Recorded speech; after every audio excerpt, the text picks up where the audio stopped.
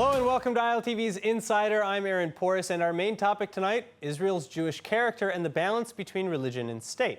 Prime Minister-designate Benjamin Netanyahu is nearly finished with his coalition negotiations, but the demands of his far-right and religious partners constituting too high a toll for many in the general Israeli public, not only in light of efforts to pass the so-called override bill, but as the coming coalition faction heads are already calling for gender segregation in publicly funded institutions and events, for an end to public transportation on the weekend, and an end to the Jerusalem Pride Parade, as well as to female recruitment in the IDF, and of course, more stringent oversights regarding who legally qualifies as a Jew. So what can we expect? What news is accurate, and what's just doomsday prophecy? Joining me to discuss is former Likud Party Knesset member Moshe Feiglin and Elad Kaplan, director of the Menachem Center for Jewish and Democratic Law at Bar-Ilan University. Gentlemen, thank you both so much for joining us. Now, first off, Moshe, I want to start with you. Before we get into the particular demands, let's talk about the balance of power and how that works out in government negotiations. Netanyahu has been trying to assuage voters by insisting that he and the Likud can keep a lid on the more extreme demands. But nearly every coalition partner can threaten to dissolve the government at any time. So is what Bibi's saying realistic, or will he have to make serious concessions? Because the coalition agreements seem to indicate that he's already conceding quite a bit. I think it's quite realistic.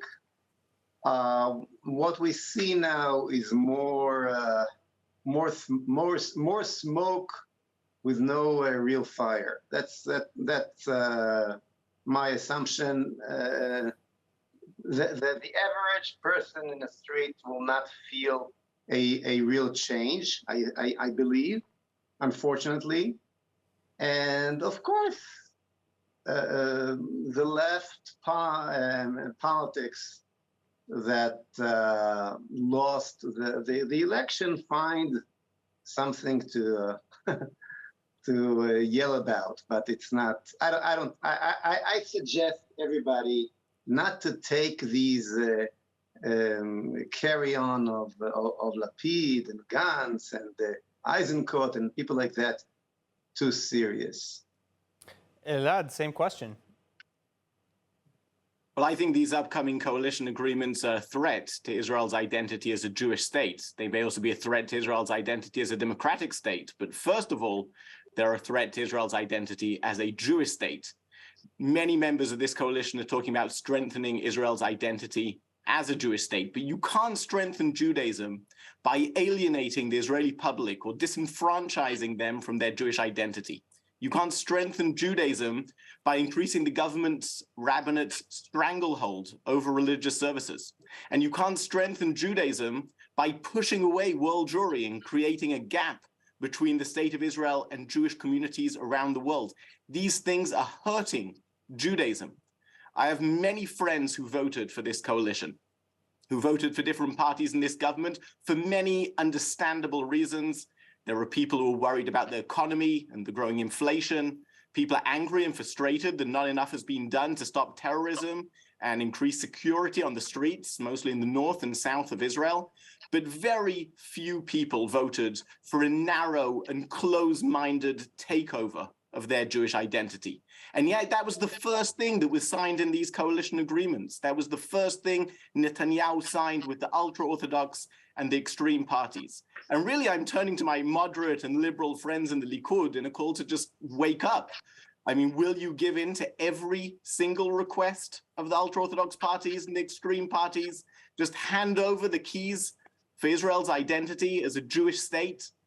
I mean, I think this is one of the biggest challenges of our time. You know, can we bridge the gap between Israel's identity as a Jewish state and as a democratic state, and how we work together to do that?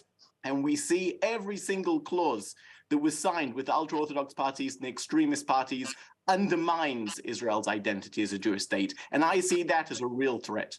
So, Moshe, well, yeah, please. Well, I hear Elad, and I'm asking myself, are you serious, Elad?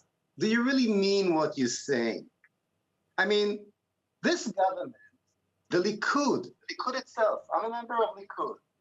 One of the major things that the Likud promised its voters is to strengthen the Jewish identity of Israel. Now, let's see what happened so far.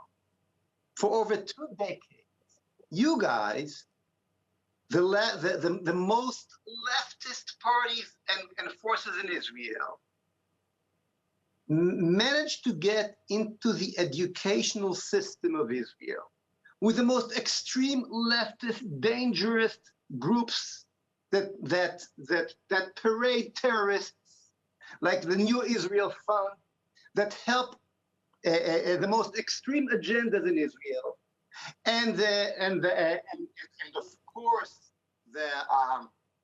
the most liberal agendas in Israel, in any term you can think of, and got these ideas into the educational system of Israel with no election, without telling anybody, without bringing it to the public. For example, the head of Matach, the Merkaz LeTechnologia Chinuchit, I'm talking about the organization that writes 75% of the learning books in the Israeli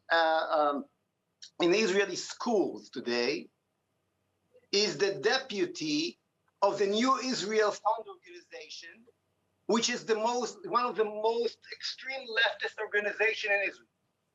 And this is a private organization. Matach itself is not part of the educational system of Israel, the educational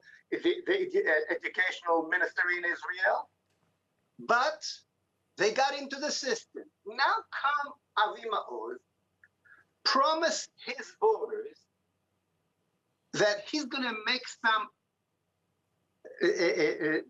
arrangements over here. He's going to go through these ideas that our kids are learning in school with no public discussion and bringing it to the people in the most democratic way, getting elected, and before even starting, you guys called us dark forces.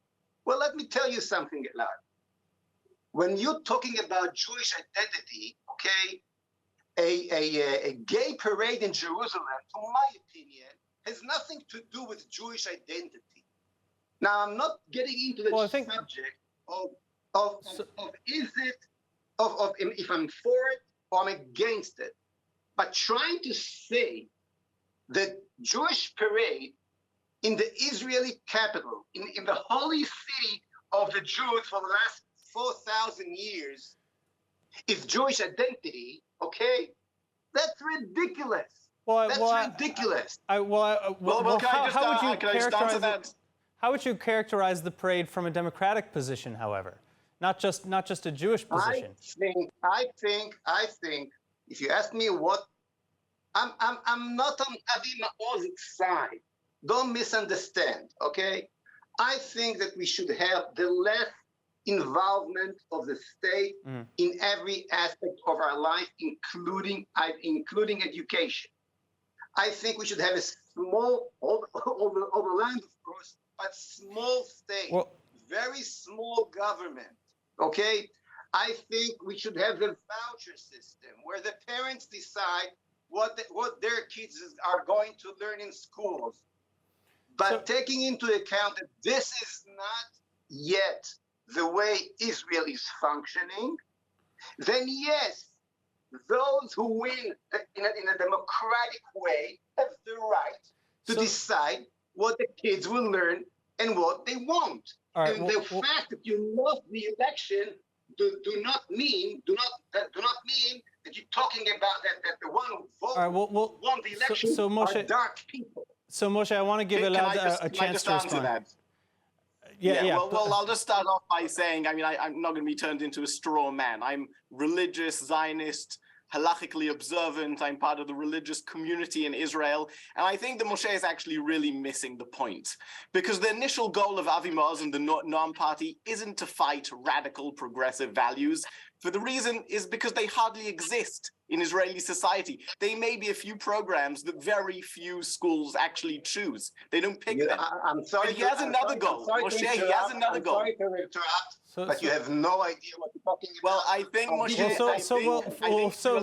Let's hear what he has to say, and then Moshe, you can respond. I think Moshe, you're missing. I'm sorry, but you're missing the point. Avi Maoz's goal is to take over religious education, eliminate any alternatives to his Jewish opinions, and claim a monopoly over Judaism. I am actually a much greater threat to Maoz and his followers because I care about Judaism, but I disagree with him on what that means. Because I believe that we should have more gender equality in Israel, and that my LGBT friends should have equal rights because of my Jewish values, because that's what Jews have stood up for. Can you give me an Jews have example? always benefited, this is important, Jews have always benefited from democracy and freedom of religion, and these are also Jewish values. And it Let's makes be no specific. sense Can you give me an today. example?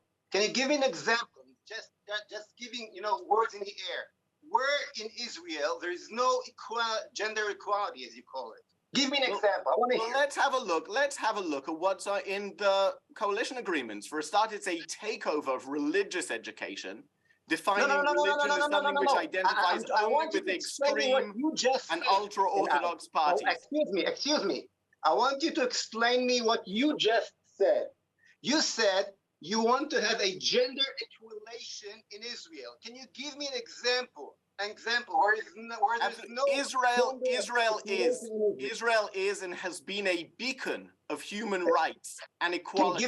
Can you give me an example? Israel is the only state in the Middle East which provides equality to its citizens, and I think it's dangerous to take that away. Explain your word.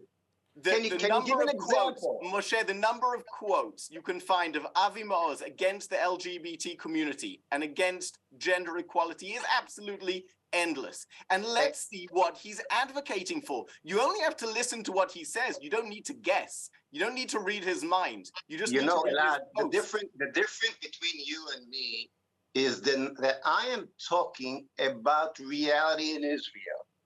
The reality in Israel is that those gays organization are welcome, open and welcome As to they come should be. into our schools, giving their agenda, getting money. All of them are funded by the New Israel Fund, getting into schools But and Moshe, giving their giving their most extreme agenda to the kids, where I'm sure most of the non-religious parents would not want it to happen. On the other side, you are giving nice words, but cannot give me one serious example where there's no equality in Israel. I think that our viewers should read you're Avi talking about Maoz's what posts my and listen to what he says, because he's been very, very clear. No. You're just throwing words in the air. Moshe, I'd like to ask you, would you disagree that Avi Maoz has made explicitly anti-gay statements and anti-gender equality statements? He wants to remove women from the IDF, from service and from enlistment, and he has made it very clear that he wants to reintroduce gender reassignment, not gender reassignment, I'm sorry, gay conversion therapy, and other things that the gay, in this case, the gay community finds very harmful. Would you disagree with those statements? I'll be very happy to argue with you each one of these examples. For example, when you don't want women to be in the highest combat units of Israel fighting, okay? Does it mean that you don't want equality with women? I simply want to win the war. Do you see Avi Maoz, to be frank, Avi Maoz rejects women enlistment in the IDF, not just combat. Does the fact that you don't see women playing in the Mondial right now means that the whole world is against women's rights, or simply because they want to win the game? Okay, well, what are you talking about? Well, so I want to back away from Avi Maoz and education just for a moment, and I want to actually talk about another issue. Shas and UTJ have also discussed the idea of promoting gender segregation at certain public events. Draft legislation that has been released shows that would expand into public buses, public libraries, things like that. Elad, how do you respond to that? Wait, I I think didn't we have to understand talk what you're about the talking about. religious establishment in Israel. Can you say it again? I didn't hear you well. What did Shas want? I was stating that there's a draft that is being pushed by Shas and UTJ to include gender segregation at publicly funded events and locations, which, according to the draft legislation, would extend to public buses and even public libraries, and to segregate gender in these spaces. And you take this serious. And you take this serious. And making now. Is it in a draft? Is it in the draft law or isn't it? Up and listen to what they say. I think you need to just listen to what they say. You don't need to guess. But I think it's important to say this last coalition was really a missed opportunity for much needed change, because it only lasted a year. But in his short term in office, Matan Kahana, as the Minister of Religious Services, increased the number of women in positions of authority within the religious establishment. It's not just about buses and libraries. These are about religious councils, about the ability to decide how religious services function in Israel. He began to reform the way kashrut is provided in Israel in order to create a system which is less corrupt and provide the public with more options. And maybe most importantly, he began to initiate a program to open the gateways of conversion, allow 500,000 Israelis who have a Jewish identity, who have made Aliyah according to the law of return, complete the conversion process and be Jewish according to Halakha. And one of the first things that was signed in these coalition agreements was to cancel all the change that's been made, all the progress that's been made, close the gates of conversion. Some of these women are going to be kicked out of the rabbinical councils. And I mean, really, we have to look at the state of Israel as a Jewish state. It makes no sense that it is easier to practice Judaism in many communities abroad than it is in the state of Israel, where we are dictated what marriage means, conversion means, what kashrut means by a closed and stringent religious establishment. Moshe? Elad, you'll be surprised, but with this subject, I agree with Elad, and I think the ability to become Jewish, to convert, should be, according to the halakha, of course, much easier than it is today. But very fast I realized that there's a big difference if you're asking for it when from a point where you really want to have a stronger Jewish state, or you asking for it because when the real Jewish character of the state is not really on your agenda. When you're talking about that subject, Elad, I'm 100% with you. But when you mixing it together with gay parade in Jerusalem, I become suspicious in you. Because this is Judaism, and we both know, and I believe you, that you shomer Shabbos and you care about the halakha. We both know what this gay parade represents, and it's 180% degrees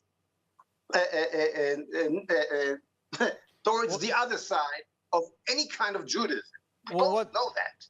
Now, it doesn't mean that we can say no to it. I agree.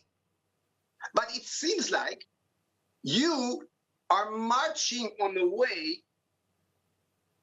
In other words, we should both remember, Elad, that we are working for God.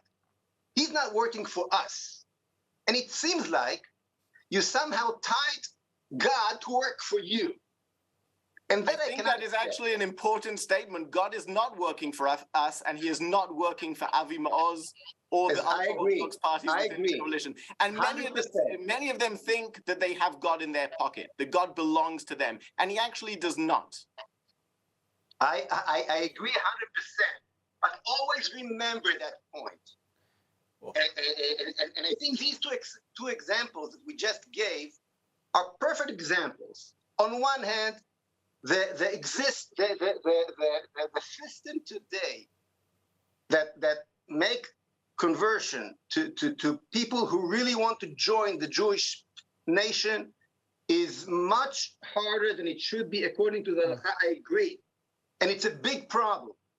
It's a big problem, 100%. But when on the other side, you taking all together all the most extreme leftist liberal, progressive agendas and saying this is. But that is not the question. That is not the question. The question is, in all the Elad. do LGBT people within the religious sphere, within religious communities, have a right to stay religious and be part of the religious community? And what's happening, and this makes me sad because I believe that everybody should be proud of their Jewish identity, they're being pushed away. They're being pushed away from religious communities. Their kids are being pushed out of schools. They can't go through the conversion process. These things are different issues, but they are connected.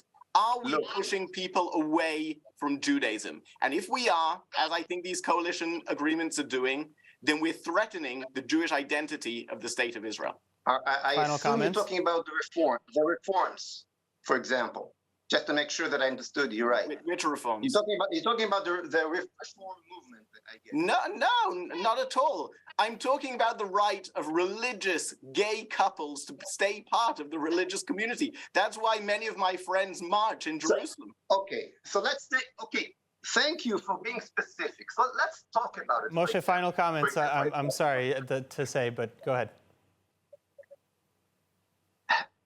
I think we should hug everybody, including gays, never mind if they're religious or non-religious. But it has nothing to do with the Knesset. And I'm sure gays can find communities that will be very nice to them. Why should we argue about it? It's not a discussion between us. Do you want the state now to go and force shuls to accept people that they don't want? I think that their behavior is terrible.